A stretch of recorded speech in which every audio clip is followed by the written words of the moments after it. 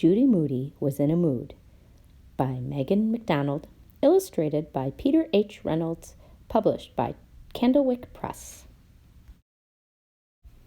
Chapter 8, The Worst Thing Ever. D-Day, Doomsday, Dumb Day, Saturday, the day of Frank Eats Paste Pearl's birthday party. I'd rather eat 10 jars of paste myself than go to that party, Judy thought. For 3 whole weeks she had kept the hand-delivered by Frank Pearl birthday invitation hidden inside the bottom of her tippet game, where Mom and Dad, who hated tippet, would never find it. Then today, the very day of the party, it happened. Dad found it. She, Judy Moody, just had to ask Dad to take her to Fur and Fangs from some toad food. She just happened to be looking at the tadpole kit with real live frog eggs. Watch tadpoles turn into frogs. See tails shrink, feet grow, legs form. Hoping to talk Dad into buying it for her when another kit just like it bumped into her.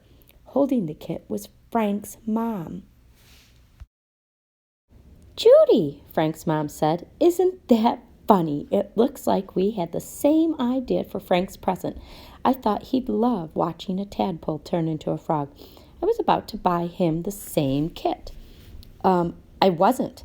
I mean, you were? Frank's really looking forward to seeing you at his party." "Party?" Dad's ears perked up. "Whose party?" "Frank's," said his mom. "I'm Mrs. Pearl, Frank's mom." "Nice to meet you," said Dad. "Very nice to meet you," said Mrs. Pearl. "And Judy, I'll see you this afternoon. Bye for now." Mrs. Pearl put the tadpole kit she was holding back on the shelf. "Frank loves reptiles," she said. "Amphibians," thought Judy. "Judy, why didn't you just say you needed to come here to get your friend a birthday present?"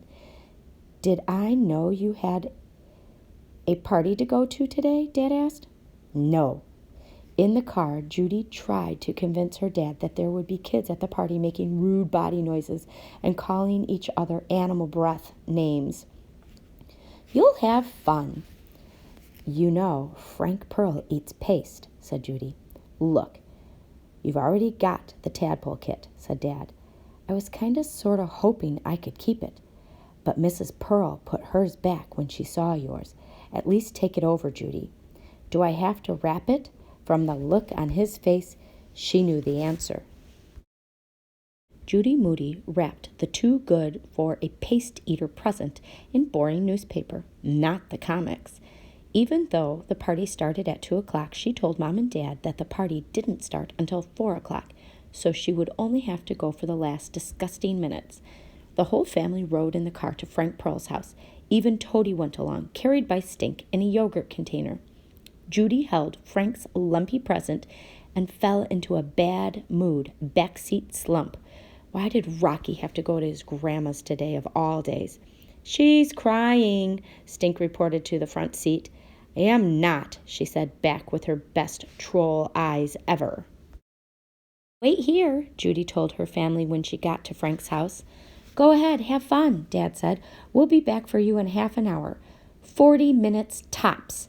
"We're only going to the supermarket," said Mom. "But they might as well have been going to New Zealand." Mrs. Pearl answered the door. "Judy, we thought you changed your mind. Come on out back." "Frank! Judy's here, honey," Mrs. Pearl called out to the backyard. Judy looked around the backyard. All she could see were boys hurling icing insects at each other, and boys mixing chocolate cake with ketchup, and boys conducting an experiment with Kool-Aid and a grasshopper. "Where are the other kids?" asked Judy. "Everybody's here, honey. Frank's little sister, Maggie, went off to a friend's. I think you know all the boys from school. And there's Adrian and Sandy from next door." Sandy was a boy? So was Adrian? That Frank Pearl had tricked her. The girls next door were boys. She, Judy Moody, was definitely the one and only girl. Alone at Frank Pearl's all-boy except for her birthday party.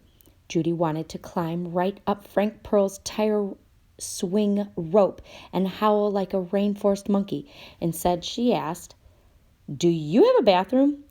Judy decided to stay in the Pearls' bathroom forever, or at least until her parents came back from New Zealand. Frank Pearl's all-boy party had to be the worst thing that ever happened to her. Judy looked for something to do.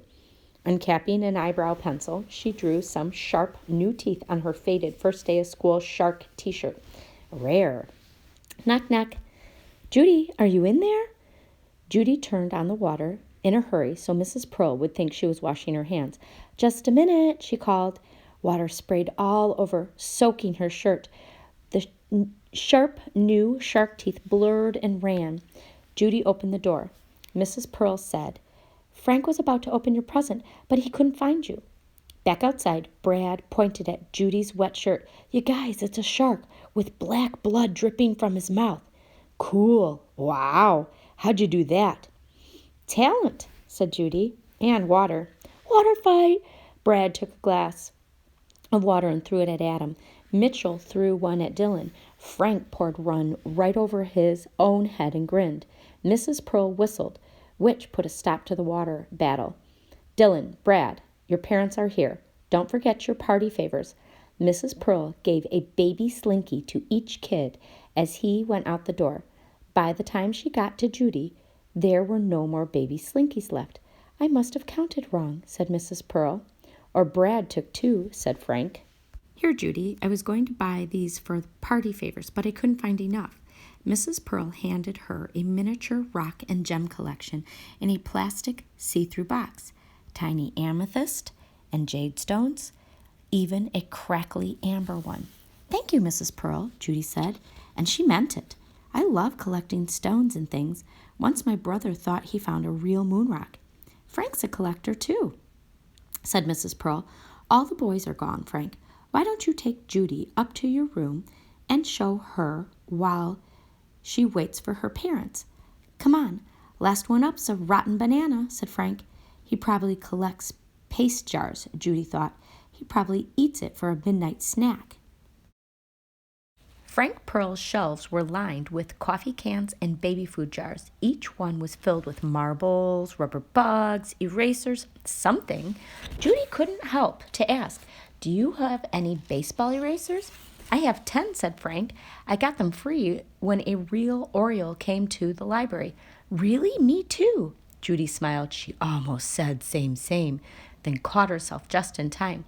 "I'm taping one to my me collage beside my favorite bug, a click beetle, for hobbies, collecting things." "That's my hobby too," Judy told him. He also had 2 pencil sharpeners, a Liberty Bell, and a brain, and a teeny tiny flip book from Vic's. Frank Pearl showed her his buffalo nickel, which he kept in a double-locked piggy bank. "It's not really a collection yet because there's only one." "That's okay," said Judy. Frank also had a killer comic book collection with really old ones like Green Hornet, Richie Rich, and Captain Marvel. To top it off, he even had a miniature soap collection with fancy hotel names on the wrappers. Judy forgot all about wanting to leave. "What's that?" she asked. "A pitcher plant. It catches insects. They think it's a flower, so they land on it. Then they fall down this tube, and the plant eats them." "Rare," said Judy. "I have a Venus flytrap named Jaws." "I know," said Frank. "That was funny when you brought it to school, how it ate that hamburger and stunk up your backpack and everything." "Frank! Judy! The Moodys are here." "I guess I gotta go," Judy told Frank. "Well, thanks for the tadpole kit," Frank said, twisting a leg of rubber click beetle from his collection.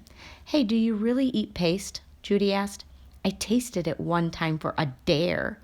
"Rare," Judy said.